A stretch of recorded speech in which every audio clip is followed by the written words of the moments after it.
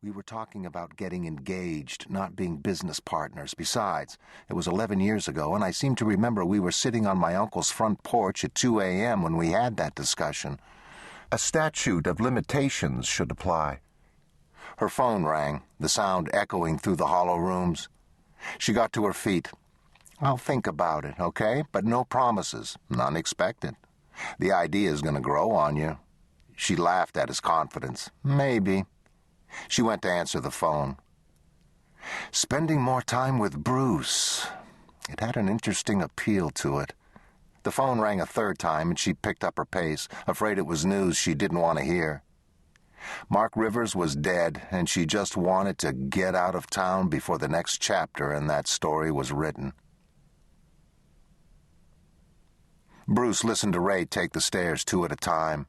She was coloring her hair to keep away the gray, and her glasses were new. But for a former girlfriend, she was in a lot better shape for the years than he was. He'd added 30 pounds and another break in his nose since leaving the Chicago PD. He was glad friendship covered a lot of flaws, for it appeared their relationship was going to pick up where it left off, as if the years in between hadn't happened. But the secrecy was new. Bruce rolled onto his back. Rae hadn't patched over the 2 bullet holes in the living room wall well enough. He could still see the outlines of the impact in the plaster. He studied the painted white spots, and a grim resolve replaced the casual expression he'd kept around her. Rae hadn't explained. He hadn't asked, but he knew how to read the remaining trace evidence. The grit between the ceramic tiles of the kitchen floor had been bleached, but there were still faint traces of pink in the corners, suggesting blood had pooled and soaked in before someone had been able to clean it. 2 of the kitchen cabinet doors had been replaced, the wood stain used not quite matching the older wood.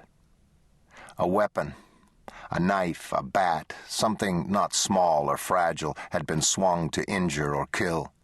From the area involved, it looked like the bullet holes had come toward the end of the fight. Someone had tried to kill her in her own home. What had happened here?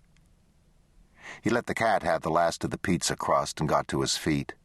He supported Rae's move from the Chicago PD to the FBI, thinking it would keep her away from the trouble he saw on the streets and let her do more white-collar work. It had been that, or else present her with a ring he'd carried in his pocket and convince her to stay. It wouldn't have been the best thing for her. He'd been a bit too career-intense back then, and the chances he took on the job hadn't meshed well with the idea of a wife expecting him to come safely home. Rae had graduated from the FBI Academy, gone to Dallas, and then moved to Washington, D.C., where she'd become involved with another agent. He'd let her go and wished her the best. But seeing this, it was obvious he'd made the wrong choice. A case gone bad, a relationship, he could speculate and contemplate, but he wouldn't ask. Rae would tell him when she was ready. He had his own memories from the last 11 years that wouldn't easily find words, even with Rae. She hadn't been that religious years ago. Neither had he, for that matter. But getting shot at might have changed things. It had for him. So much needed to be understood to know how he could best help. "The realtor will be over in the morning." Bruce turned as Rae came back into the room. She joined him by the window to look out at the night. She didn't bear the visible signs of a fight, but her sweatshirt and jeans covered a lot. He settled his hand on her shoulder. He felt her weight shift to lean into his hand. "It's a good, clear night for driving." She smiled at him, and he could feel the emotional hole that was her absence in his life fill a bit. The doubts he'd had about coming east, minor and merely whispers of regret, faded. He rubbed his thumb on her shoulder blade, and then lifted his hand away. There was time, and that was the best news he had. Time could fix about anything.